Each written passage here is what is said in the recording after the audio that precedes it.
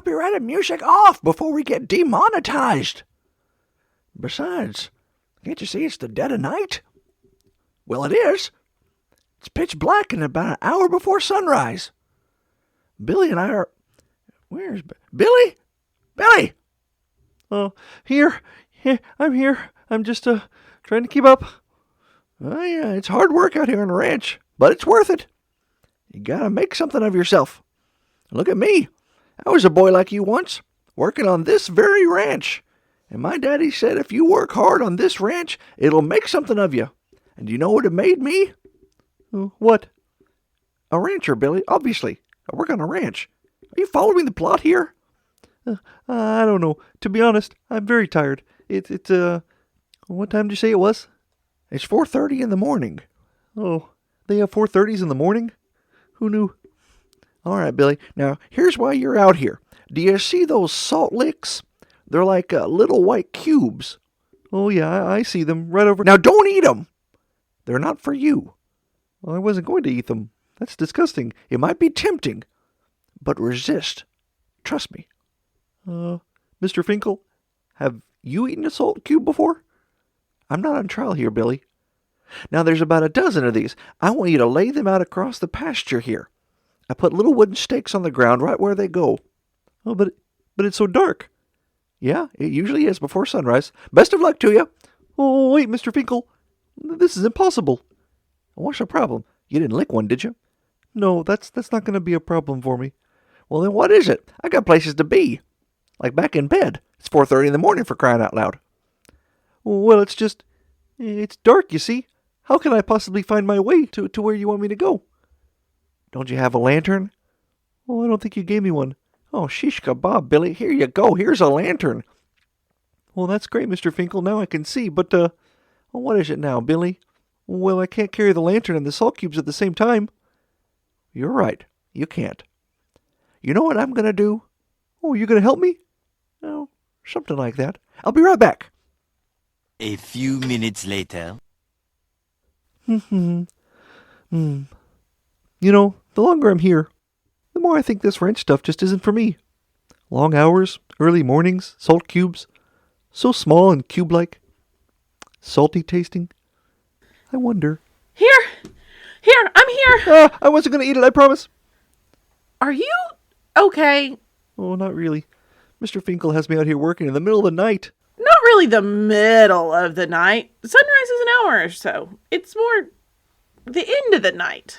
You're not helping. I'm holding the light. That's helping. I don't know, Suzanne. Did you ever... I don't know. Do you ever wish you could go somewhere better? What do you mean? I mean, go somewhere where you don't have all the rules, all the chores, all the work. As a matter of fact, I just heard something. How's it coming, everyone? The lantern helping? Hey, wait. Have you even put out one salt cube at all? Oh, I guess we got distracted talking and such. Distracted? I'm not paying you to get distracted. Well, you're not really paying me much at all, Mr. Finkel. Yesterday you gave me 3/4 and a half-eaten Nutter Butter. Don't besmirch the Nutter Butter.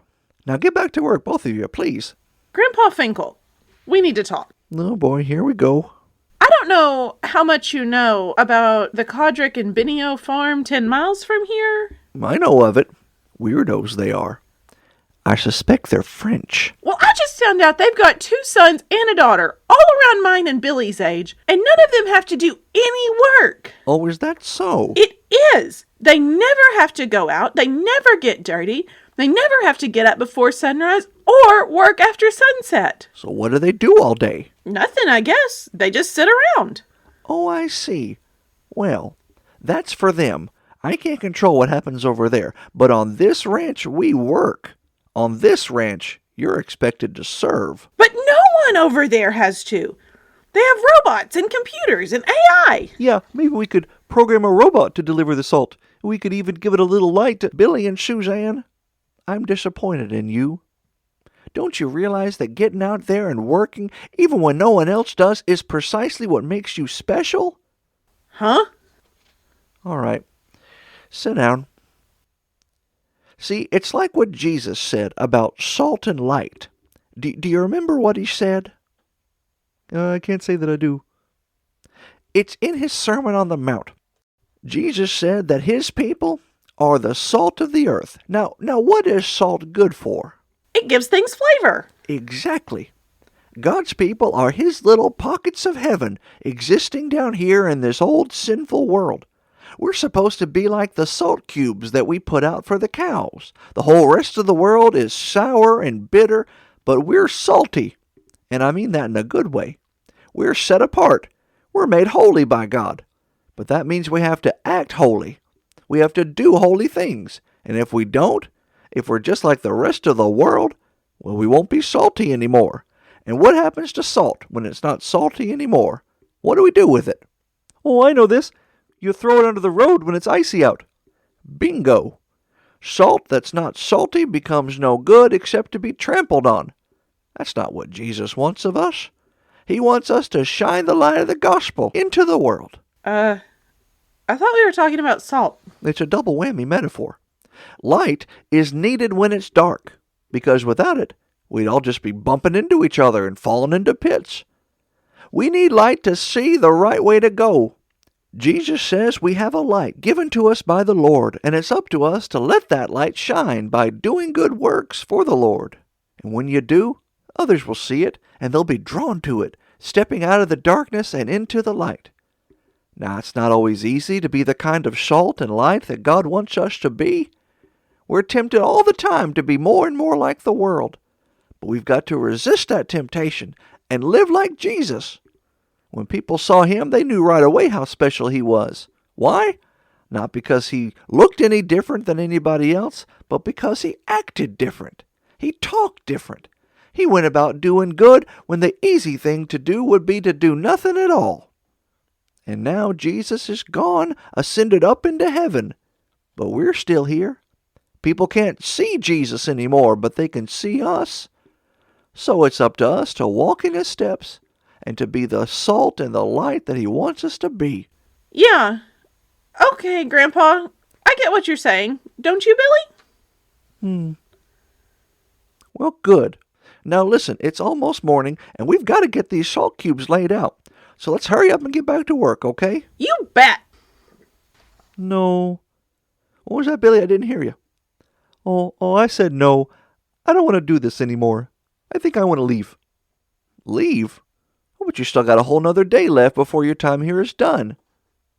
Yeah, well, I'm leaving. I want my last day's payment, and then I'm hitting the road. Billy, you can't. Oh, now hold on, Suzanne. I'll handle this. Billy, you want what's owed you, is that right? That's right. I'm done with all this work. All right, then. Here you go. Here's your payment. All right, then. I'm out of here. Grandpa, What? you can't just let him leave. We have to go after him. Suzanne, I want you to pray for Billy that he'll come home. In the meantime, we've got work to do. I'll see you all tomorrow, hopefully, with a happy ending.